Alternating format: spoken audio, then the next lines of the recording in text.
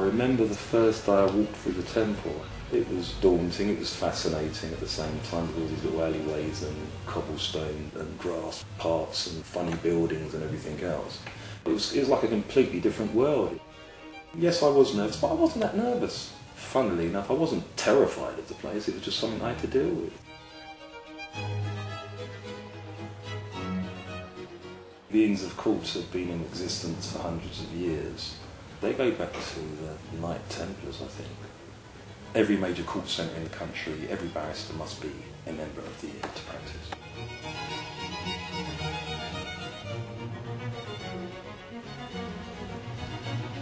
I remember having a summer job from school, having started my A-level, and one of the lawyers there said to me, "Well, why don't you become a clerk?" And I said, "Well, what's that?"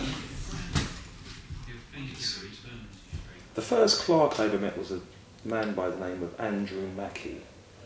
And he was lovely, he sort of embraced me, and I think he was a bit surprised that I sort of turned up, but he was really, really down to earth. And I remember having interviews and being offered a job, and then them turning around and saying, "No, we don't think we want a black person in our clerk's room," and things like that, and, you know, asking me questions like, "How would you feel working in a white clerk's room?" You know, it's just a bit different then. I've always tried not to let race bother me. I've just got to get through my life the best way I can. You know, we've all got some form of prejudice in us, but I can't afford that to rest on my mind, really, because I think it can drive you mad down the line, so I just get on with it. I was invited by Carol Beals, the then senior clerk, to come to Garden Court, to Garden Court Chambers, and I've been here ever since, from junior clerk right through. It was a bit dysfunctional, small set of chambers, about 15 or 20 individuals, very cramped. All the barristers were young. I think the set of chambers was regarded as the loony left, you know, pot smoking on the roof and things like that. Because we would take the cases the rest of the bar didn't want. You know, we would take the drugs and guns black work, we would do the so-called terrorism work, and it just wasn't regarded as sexy enough for the mainstream bar. But it's been a complete reverse mode. Everybody wants it now. It was different. You know, we didn't have the technology we've got today. It was like the old Dickensian era of, you know, the quill pen and the dusty desk, and we've moved on since then. You know, we're not one to wear pinstripe trousers and a bowler hat with a twirly umbrella. We were one of the first to fund pupils, because years ago they weren't funded, so they came from well-to-do families who had private incomes. A lot of working class individuals wouldn't come to the bar, they just couldn't afford to.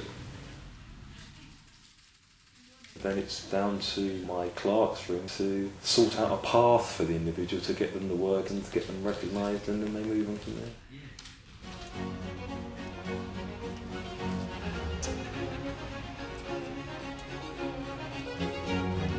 It's the pinnacle of my career, getting junior counsel into silk. It's just a lovely day, really, and they have to put on all their theatrical outfits with, you know, full-bottom wigs and a silk gown and stockings and patent shoes with a pretty little buckle on it.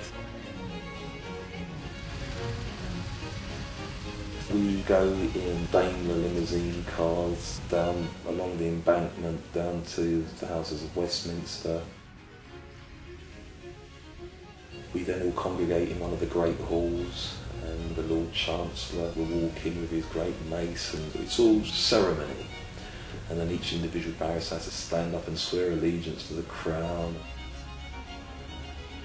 This year particularly, it's going to be a fairly large ceremony, because we haven't had new silks for 3 years, because the government was deciding what to do with QCs if they were going to abandon it. The QC tag is recognised internationally, and it's just recognition for the barristers that they've arrived. I'm pleased that the government's decided to retain it, so we will all be going there all dressed up and everything else.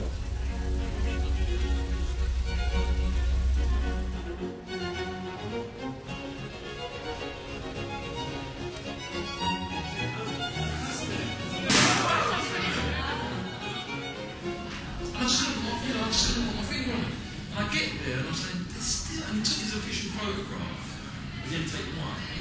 There's something wrong with him. And I'm looking around, then just click. Where's his right? Everybody else at the right. You should have phoned down and biked it. It's too late. Once you've got past the gates, you can't get anybody in there. Really. We had to borrow the leader of the House of Commons as well. You've got notoriety as well now. Exactly.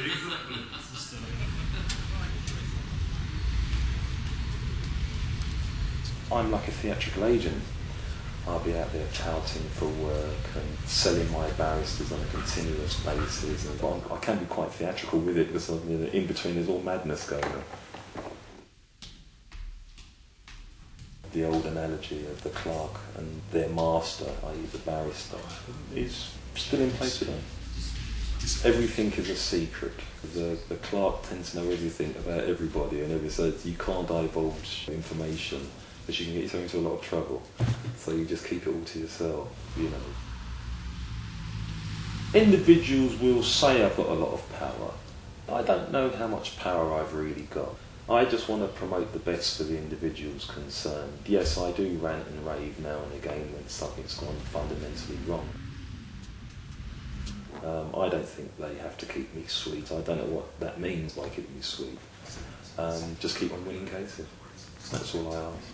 So, someone's got to tell me. Yes, I'm saying trying to get just one evening so we If they don't tell me, nobody turns up. I sometimes try to think if there's been huge change, and I don't really think there has been. I think people are stuck in a rut in some sets of chambers, and other sets of chambers such as Garden Court are very progressive. I'm fortunate enough to just be in a progressive set.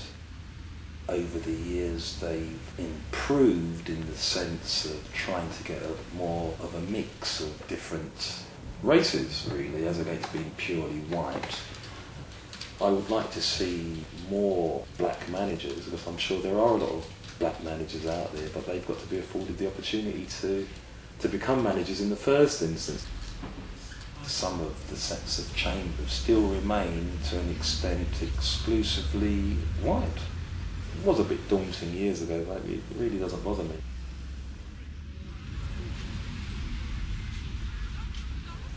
We've made a difference as an organisation. We've changed law, we've done cases that have affected the rule of law. I think we're one of the first organisations to have our own constitution and our own internal guidance and things. So we've been pushing it for many, many years. A number of members of chambers were the first to stand up to judges in court by saying, I suggest to you that police officers do lie. Because before there would never be a suggestion of police officers lying.